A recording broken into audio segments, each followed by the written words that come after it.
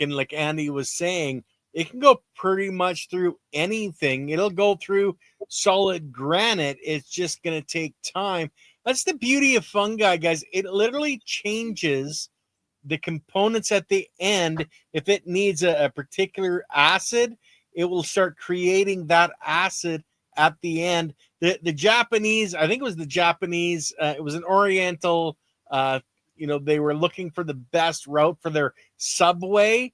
They used, the mushroom fungi, put it in the soil, and it literally found the perfect path going through all the different types of strata or rock and minerals, etc., to find the exact perfect path.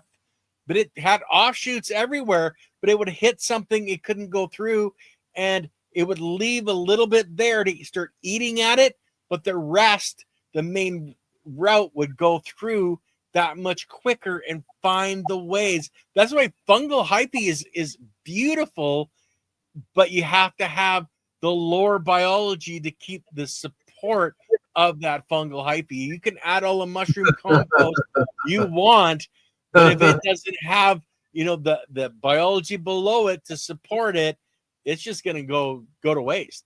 Like Food Forest says, is that enzymes break down rock. I guess he means rock dust or rocks in about 600 million years. That's the way it works, guys. It is not. Yep. It's not an overnight thing.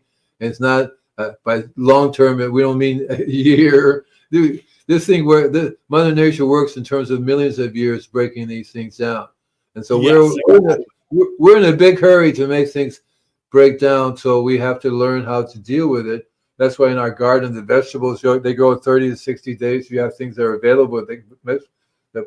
We can't wait too long for these things to break down. So that's why you want them in as fine a particle, 200 mesh, which makes it even easier for them to break it down faster than to break down a rock. Even a small rock, it takes forever.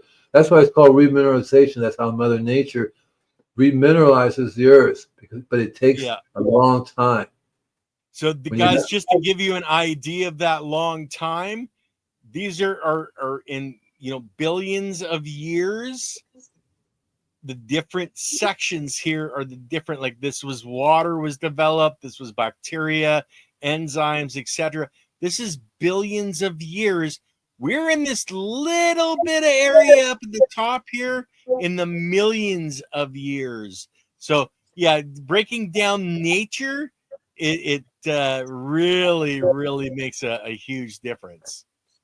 Yeah, and people seem to think that the biology will convert things like overnight for you, and it doesn't really work that way. That's why if you want something available immediately, you want it already broken down for them. You want it already assimilated to a certain point, to use. That's why the compost is so important. Right. So when I make my liquids, I learned that a long time ago. I can spray all I want to, but if the plant, I think Michelle said that a long time ago. She says it's not what you eat, but it's what you absorb. Yep. Right. So that means that you have to be able to break it down. It has to be broken down to a certain point that you can absorb it. And so when I started spraying, I realized, because I would do the bricks reading before and after, it wasn't much of a difference. I would say, well, they're not taking the minerals that I want. Because I would buy, calcium. I would buy different sources of iron and so forth and put them together. But they're obviously not.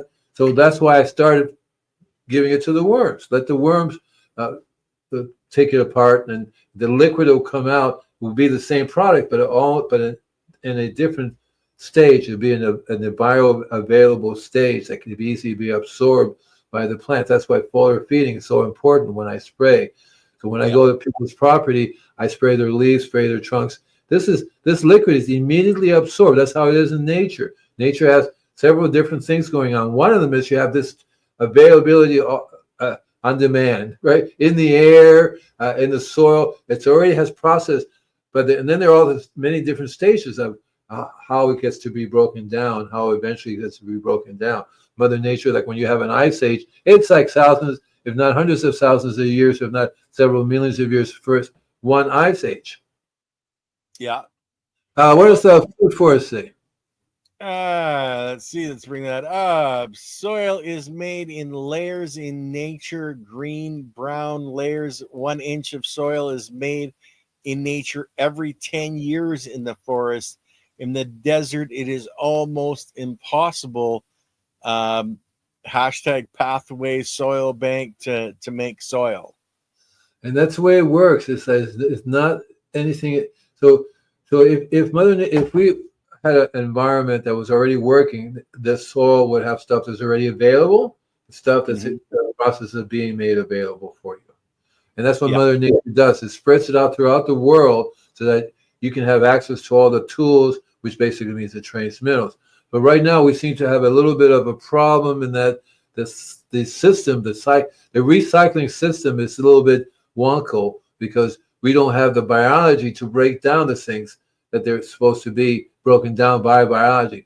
We have chemists that say, well, you need 5 pounds of iron, 5 pounds of magnesium, 10 pounds, right? Because they know you need all that stuff, and they also know that it's not entirely available in nature. Yeah.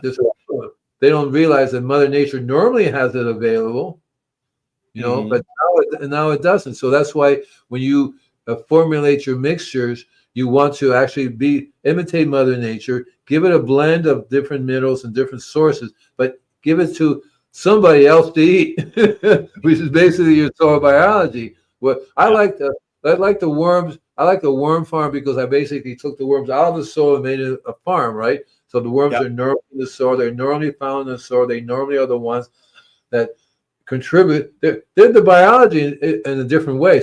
Worms are soil biology, just many different levels. So here's one of the manufacturers, and that's the worms, right?